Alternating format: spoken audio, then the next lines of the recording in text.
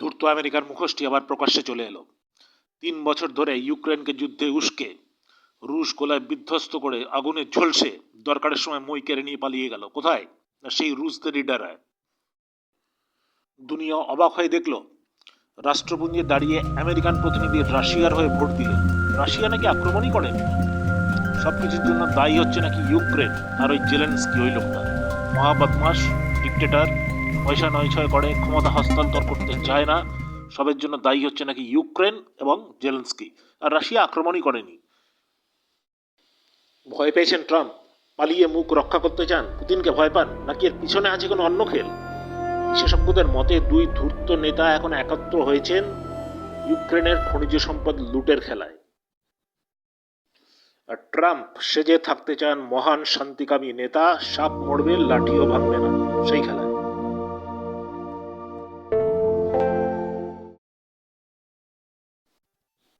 দুটি প্রশ্ন এখানে আসছে।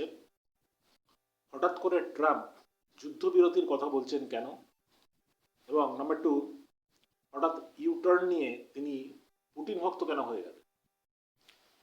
এর পেছনে 3টি কারণ আছে।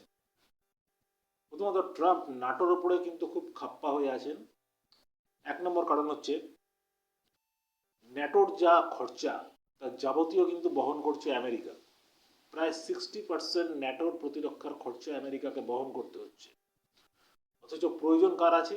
ন্যাটোভুক্ত দেশগুলো, বিশেষ করে যারা ছোট ছোট দেশ, রাশিয়ান আক্রমণের ভয় যাদের রয়েছে, তারা কিন্তু হাতটি উপর করছে না, আমেরিকার ঘাট দিয়ে নিজেদের প্রতিরক্ষা ব্যবস্থা তারা চালিয়ে নিচ্ছে। এটা আর চলতে পারে না। এই কথার মধ্যে অবশ্যই দম আছে ট্রাম্পের। নাম্বার 2 হচ্ছে আমেরিকার অর্থনীতি এই মুহূর্তে খুব খারাপ অবস্থার মধ্যে দিয়ে যাচ্ছে। ট্রাম্প ক্ষমতায় এসেই গোল্ড কার্ড চালু করেছেন। কি সেটা? না $50 লক্ষ দিলেই যে কেউ লোক আমেরিকার নাগরিকত্ব নিতে পারবে।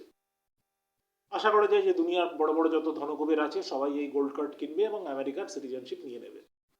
কিন্তু পয়সা কি কঠিন এখন দুরবস্থা আমেরিকার, এই গোল্ড কার্ড ইস্যুতেই সেটা বুঝতে পারা যাচ্ছে।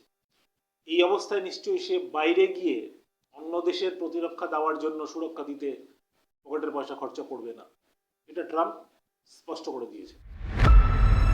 আর এই আর্থিক অবস্থা পুনরুদ্ধারের জন্যই তিনি $500 বিলিয়ন একটি বিল পাঠিয়ে দিয়েছেন জেলেনস্কির কাছে।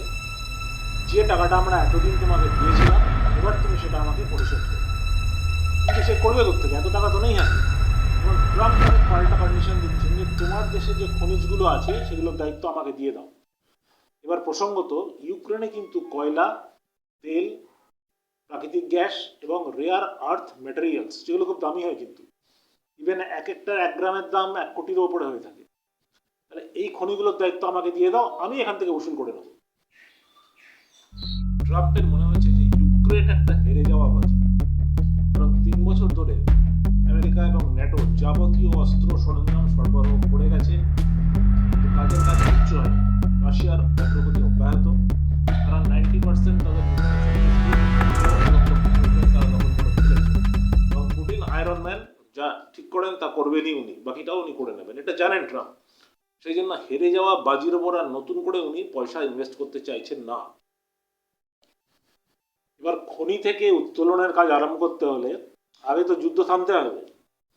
সেই জন্য তিনি গোপনে পুতিনের সঙ্গে এই চুক্তিটা করে নিয়েছেন যে তুমি যুদ্ধটা থামাও, তোমার কাজ তো কমপ্লিট হয়ে গেছে, মিশন কমপ্লিট, এবারে আমি আমার লুটটা আরম্ভ করি। যেই যুদ্ধ বন্ধ হবে আমি খনিজ উত্তোলনের কাজ শুরু করব, দুজনে মিলে বেটে ইউক্রেনকে খাবো। এই গোপন ডিলটা দুজনের মধ্যে হয়ে গেছে। এই সিক্রেট ডিলটার কথাই ওয়াকিবহাল মহলের ধারণা এবং সন্দেহ। এবং বাইরের দুনিয়া জানবে যে ট্রাম্প যুদ্ধ থামিয়ে দিয়েছে, নোবেল শান্তি পুরস্কারের জন্য নাম উঠবে, হয়তো পেয়েও যেতে পারেন। সাপ মরবে লাঠিও ভাঙবে না, ভিতরে ভিতরে লুটের কাজ চলবে। এটাই হচ্ছে দুজনের গোপন আন্ডারস্ট্যান্ডিং। এই জন্য ট্রাম্প হঠাৎ করে এত পুটিন ভক্ত, এত রাশিয়া এবং ন্যাটোর একটু বিরোধী হয়ে উঠেছে। তবে ইউক্রেন জিতলেই যে রাশিয়ার খিদে থেমে যাবে মোটেও এমনটা নয়। পুটিনের দু চোখে এখন গ্রেটার রাশিয়া গঠনের সময়। তার টার্গেটে নিশানায় রয়েছে অন্ততপক্ষে আরও 7খানি দেশ। বাল্টিকের দেশগুলি রয়েছে, ব্রিটেন রয়েছে, পোল্যান্ড রয়েছে, ফিনল্যান্ড রয়েছে। এই দেশগুলি তার পরবর্তী টার্গেটের নিশানায় রয়েছে। এবং সেক্ষেত্রে আমেরিকা কি করবে? সে কি এগিয়ে আসবে তাদের রক্ষায়, নাকি আবার এমনি নিরপেক্ষ ভণ্ডর ভূমিকা নেবে? সেটি এখন দেখার। যা হোক, চ্যানেলটি সাবস্ক্রাইব করুন, দেখতে থাকুন সোল ভিটামিন।